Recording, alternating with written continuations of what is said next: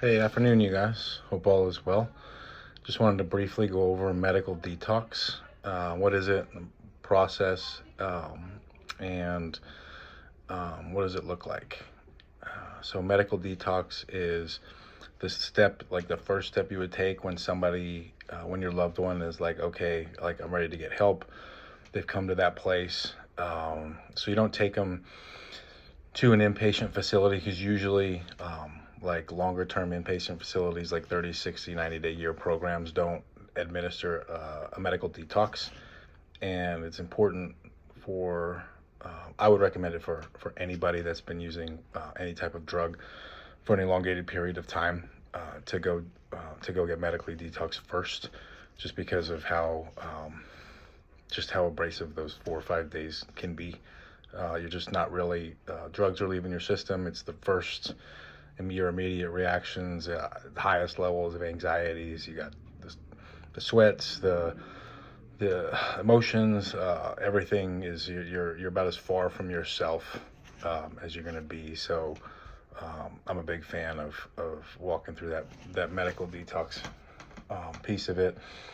You should know also it can be fatal to those specifically with alcohol and benzodiazepines to not be medically detoxed. In other words, if you got a loved one that's a drinker and says, all right, I just need to skip town and get out of here for a while, let's go hit the beach in California or stay in a cabin up north or whatever, not a good idea. Those can be fatal with alcohol and benzos. Definitely to have those medically detoxed. So if that comes up in discussion, please push them in that direction of just, no, let's not just go do a mini vacation. Like, this is going to get raw and real, and it's really not something that you're going to want to be up close and personal with your loved one. Tough spot.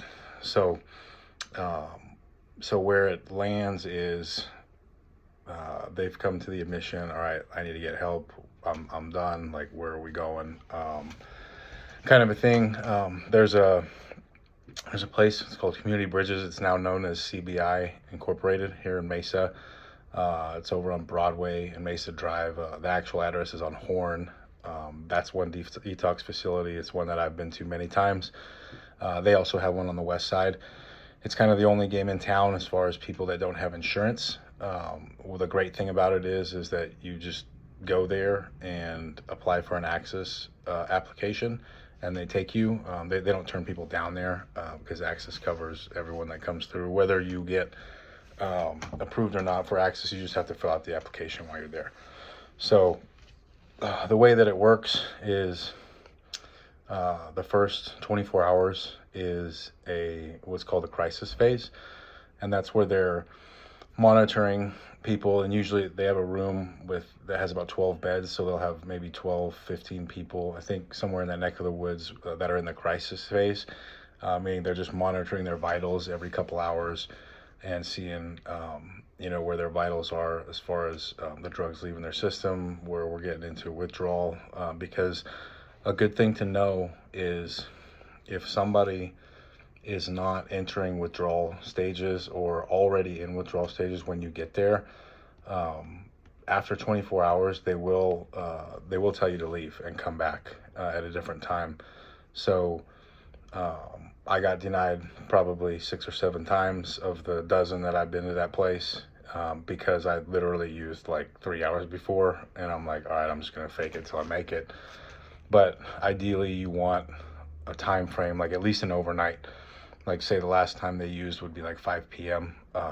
I wouldn't take them to Community Bridges until probably like 3 or 4 p.m. the next day, so that once they get in and they're checked in, their vitals, now those withdrawal symptoms and signs are going to start showing, and they'll be more of a lock-in to get an intake, because they do turn a lot of people away.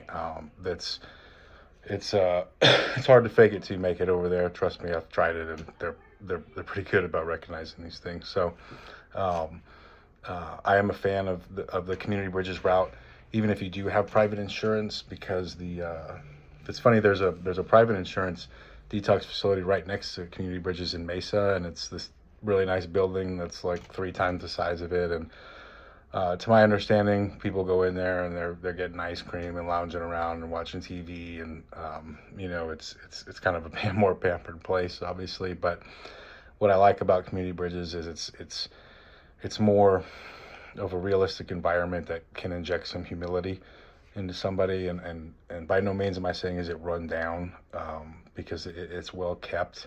But I think you guys understand. Just find the middle ground of it's a good place for somebody to kind of be like, all right, this is where I am, around a bunch of other people that are dealing with the same thing. So it's a place that they'll stay for 4 to 5 days, and the place will administer whatever medication it is for whatever drugs they're coming off of. For example, I was a heroin addict, so I was given Subutex 3 times a day, for 3 days, and then they do two the second to last day, and then one the last day, and then you don't take anything when you leave the 5th day. So medical detox, super important. Big fan of it. Community bridges in Mesa, great place to go. But yeah, if you have any questions on it, just put it down in the space below. Otherwise, keep up the great work. Love you guys. Talk soon.